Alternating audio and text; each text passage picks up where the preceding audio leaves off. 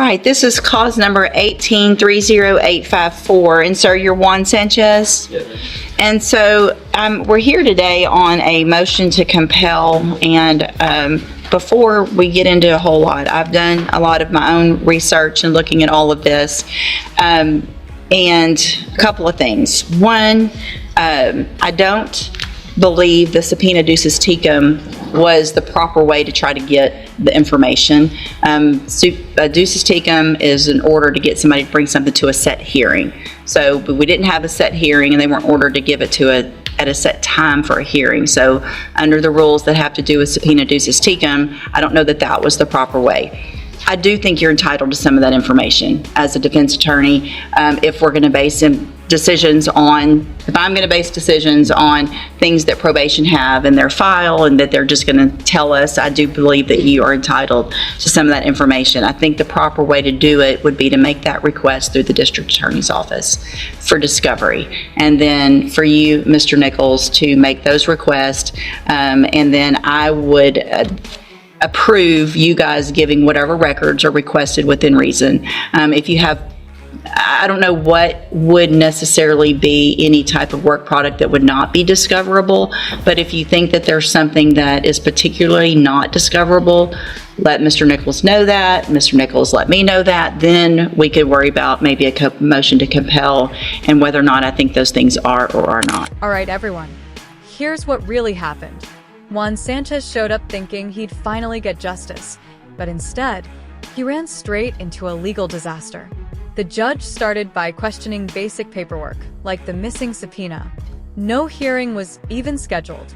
The laws that should have protected him just added to the confusion. His defense team asked for files they should have already received, but in this courtroom, paperwork came first, and justice was left struggling to catch up. But lab results, testing, money owed, all of those types of things, I think are probably discoverable and something that Mr. Franklin needs. I just don't think this was the... I agree, Judge. Any of the things that pertain to, well, I do think it's discoverable. In this case, it's all allegations on the motion are based on arrest out of county. And so his attendance record and all that, I don't know why we're subpoenaing the entire probation file when it's not even part of the allegations for the motion. May I respond, Your Honor? Well, let him finish, yes. He did subpoena Wharton County records, so a representative from probation down there came in today for this hearing. I have no problem with getting him all that stuff. A lot of it's not in my possession. The out-of-county offense reports and things like that, I don't have yet. I would have them if we move towards a hearing where I prove up those allegations, and they, of course, will be provided beforehand. And again, I don't think he's not entitled to have all that stuff. So sure. I kind of agree with I don't want to subpoena directly to those agencies was the proper way to do this. And Mr. Franklin did make just a standard discovery request at the onset of his involvement, which was early May. I don't have anything really responsive to that at this point. Okay.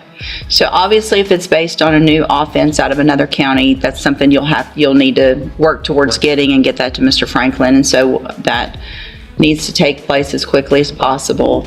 Let me look at... Let's be honest. Probation had the files but refused to hand them over, just because they weren't in the right format.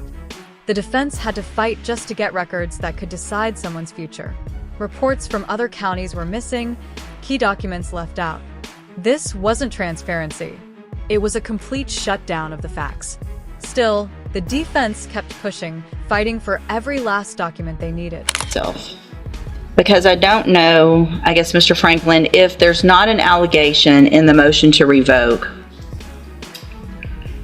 with regard to certain administrative violations and there isn't an allegation, then why would you, what is your argument that that would be relevant or discoverable? Your Honor, my client is wanting to stay on probation, and the court may take into consideration his performance while on probation, including his payments, his report, and everything else. So as part of determining the motion to revoke, it is relevant to look at his performance while on probation, particularly when he is requesting to stay on it. And he's been on probation nearly 6 years, I think over 5.5 years, nearly 6 years. And that performance will be helpful in determining or mitigating whether he stays on probation or if the court decides that he goes off of probation, and perhaps mitigating any potential sentence. Okay. And I don't so- disagree. I don't disagree. So, again, though, I think the way to do it would be to make that request. I mean, and I don't know what conversations y'all have had, but make the request. I think coming at it aggressively might not be the way to do it. Sometimes you get more with honey than otherwise. So make the request to Mr. Nichols. If he says no, then let's go through what we need to go. Then came the real turning point. The defense asked a simple question: why hold back his entire probation file when it's clearly relevant? Prosecutors dodged, saying they'd provide it later if a hearing happened. But this isn't some game. The defense wanted those records immediately because Sanchez wasn't just another name on a docket. He's a man fighting for his freedom after 6 tough years. Let's try to do this amenably. The ducis tecum is not the way to do it unless it's set for a hearing. That's just the rules of evidence, and Yes, Your so Honor. that's not the way we're going to do The it. ducis tecum was set for the day that it was initially set for a hearing, and it did specify that date for the hearing, I believe. And we ended up moving the hearing date because of conflict. And Judge, I'd ask Ms. LeBeau to go ahead and get everything together to Yeah. to turn over. I mean, yeah, There was something that the court was ordering her not to turn over. I don't think on this list that there are, I mean, is there anything that y'all specifically had an issue with? Ms. LeBeau, is there, or do you have any concerns you want If there's, to make the court aware of? Your Honor, just with the clarification of our departmental chronologicals, which include anything that pertains to the case that happens with chrono telephone calls, auto-generated appointments, reminders, office visits, drug tests, anything that we enter into the system. But those are the chronologicals through the probation office, as well as releasing of the jail logs, sex offender verification, interlock reports, because those were not listed on the subpoena, as well as the offense report through DPS, which was released. Then everything finally broke open. Probation kept hiding behind paperwork rules, chronological logs, jail records, even sex offender checks, none of which were listed in the subpoena. But the defense fought back, their tone sharp and clear. They reminded the court they'd filed a 3.914 request because probation ignored their earlier attempts. This wasn't about playing legal games. This was about survival. And the court? It finally started paying attention, but later than it should have. And under a supervision officer. So just to clarify, as to those items specifically being released that were not listed with the exception of the offense report. Your Honor, we don't have to list those. We filed a 3914 discovery request. This was belt and suspenders because we didn't get any of the information relating to probation in our 3914 motion originally. I would also note that the chronologicals. well, and these aren't, the reason you didn't get any of those is because those aren't his, they're theirs. And so they're not, but I don't think Mr. Nichols has the ability legally to make probation give them those. I think once we talk it out though, I think whatever Mr. Nichols, y'all get together, obviously offense report, if y'all have the offense report and you don't even have it, then you need to get, I mean, Right, I mean, that's great. Everybody it's all can get the information in an amenable way. So let's do that. Y'all sit down. I want everything that you have that is, I don't know that there's anything I can think of that would be, Unless, I mean, I guess Not- notes may be work product, but I'm not real. that's what I'm thinking about, but it's not really attorney's notes, and so I don't know that that would I be an would object to issue. that, Your Honor, on the grounds that it's not attorney work product. It is merely work product of an employee, and it is discoverable and relevant to the case. And that's what I just said. Tensions exploded. The defense had had enough. They told the judge straight. They had to file a motion to force probation to hand over the records because nothing was being shared. The judge, clearly frustrated, fired back. Why are we even arguing about this? She was right. Basic constitutional rights weren't being respected. They were being ignored. And all the while, Sanchez sat there, still waiting for the documents that could decide his future. You seem very frustrated, and I'm not sure why. I don't know.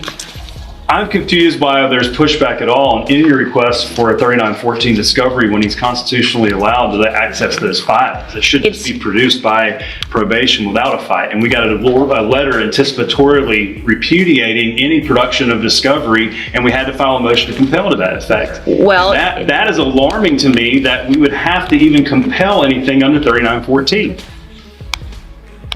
This is not something that a lot of attorneys have done in our cases. And so if there is something, if you'll sit around and watch today how everybody gets along, hold on. Yes, and the last thing you want to do is talk over me. Yes, Your Honor. So I'm sitting here saying that I agree with you, and you're still being argumentative even towards me. And that's not going to get you anywhere. Hold on. Being argumentative with Mr. Nichols isn't going to help Mr. Sanchez. Being argumentative with these ladies isn't going to get you anywhere. I agree that you're entitled to this information. I just think there's a better, less argumentative, defensive way to do it. They were told to do what they were told to do because their understanding of the law is what it is. So I don't disagree that we needed to all get together, but it just needs to be taken down a notch. That's when things got personal. The judge warned the defense, stop arguing. But honestly, who wouldn't push back when justice keeps getting delayed? Still, the judge stepped in, cooled things down, and ordered that the records be sent directly to Nichols through the proper system. One clear path, one clear process. But don't confuse that moment of calm for a real resolution. This wasn't peace. It was the court taking control of a fight that was far from over.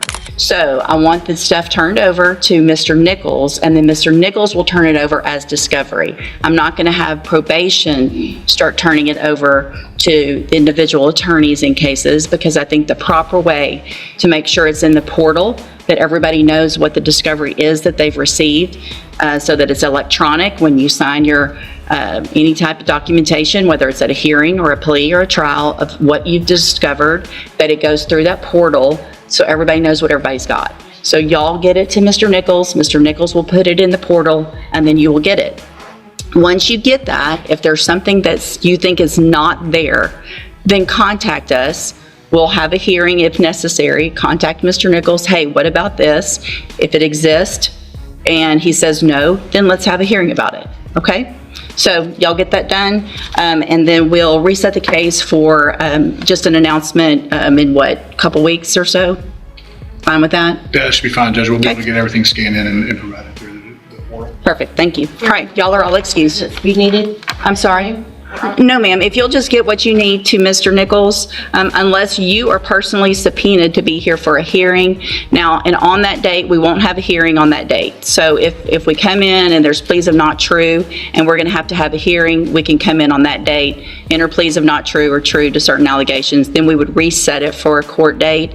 And at that point, if you need to be here, let her know. If you need a subpoena, then you can get a subpoena. If you just need us to let you know you need to be here, then we can do it informally. You just let us know, or let Mr. Franklin or Mr. Nichols know what your employer will require for you to be here for an actual hearing. Okay? Good? Yes, Your Honor. All right. Thank you, y'all. Thank you. The final orders came down hard. No more shortcuts. The judge made it clear. If anyone needed records, they'd go through Nichols. If a hearing was needed, it would happen. If subpoenas were required, they had to be requested properly. Sanchez stood in the middle of this legal storm, papers, digital files, courtroom battles swirling around him. But now, with the process finally set in motion, his real fight was only just beginning.